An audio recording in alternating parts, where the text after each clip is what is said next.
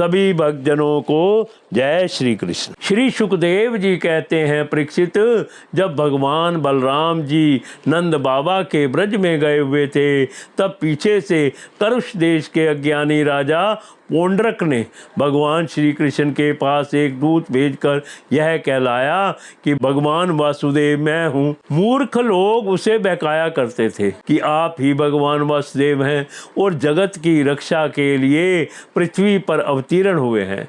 इसका फल यह हुआ कि वह मूर्ख अपने को ही भगवान मान बैठा। जैसे बच्चे आपस में खेलते समय किसी बालक को ही राजा मान लेते हैं और वह राजा की तरह उनके साथ व्यवहार करने लगता है, वैसे ही मंदमती अज्ञानी पोंड्रक ने अचिंत्य गति भगवान श्री कृष्ण की लीला और रहस्य ना जानकर द्वारिका में उनके पास दूत भेज दिया। पोंड्रक का दूत द्वारका आया और राजसभा में बैठे हुए कमल नयन भगवान श्री कृष्ण को उसने अपने राजा का यह संदेश कह सुनाया, एकमात्र मैं ही वासुदेव हूँ, दूसरा कोई नहीं है।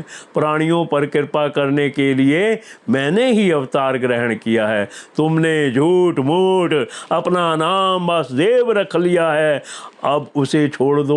यदुवंशी, तुमने मूर्खतावश मेरे चिन्ह धारण कर रखे हैं, उन्हें छोड़कर मेरी शरण में आ जाओ और यदि मेरी बात तुम्हें स्वीकार ना हो तो मुझसे युद्ध करो। श्री सुखदेव जी कहते हैं, परीक्षित, मंदमती पोंड्रक की यह बहक सुनकर उग्रसेन आदि सभासद जोर जोर से हंसने लगे। उन लोगों की हंसी समाप्त होने के बाद भगवान श्री कृष्ण ने दूत से कहा, तुम जाकर अपने राजा से कह देना कि रे मूढ़, मैं अपने चक्र आदि चिन्ह यो नहीं छोड़ूंगा, इन्हें मैं तुझ पर छोड़ूंगा और केवल तुझ पर ही नहीं, तेरे उन सब साथियों पर भी जिनके बहकाने से तू इस प्रकार बहक रहा है।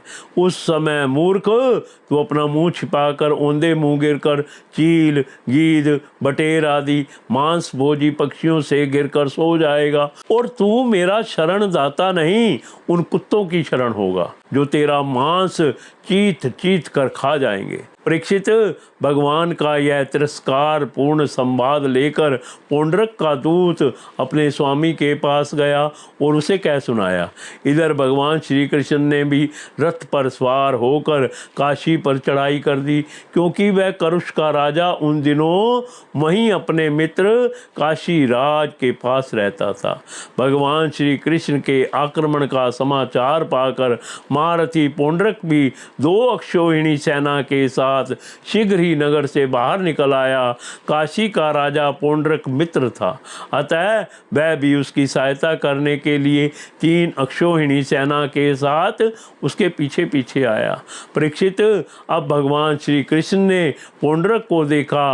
पोंड्रक ने भी शंख, चक्र, तलवार, गदा, शार्दूल, धनुष और श्रीवत्स चिन्ह आदि धारण कर रखे थे।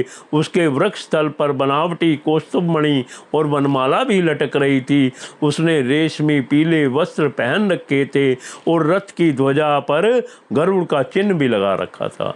उसके सिर पर अमूल्य मुकुट था और कानों में मकराकृत कुंडल जगमगा रहे थे। उसका यह सारा का सारा वेश बनावटी था, मानो कोई अभिनेता रंगमंच पर अभिनय करने के लिए आया हो। उसकी वेशभूषा अपने समान देखकर भगवान श्री कृष्ण खिलखिलाकर हंसने लगे।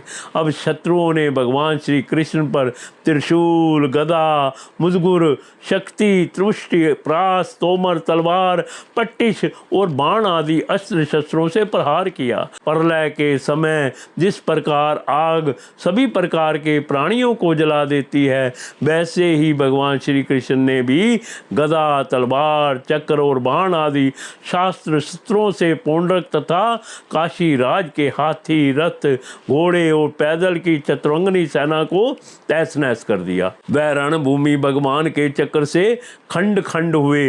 रथ, घोड़े, हाथी, मनुष्य, गधे और ऊंटों से पट गई। उस समय ऐसा मालूम हो रहा था मानो वह भूतनाथ शंकर की भयंकर क्रीड़ा स्थली हो। उसे देख देख कर शूरवीरों का उत्साह और भी बढ़ रहा था।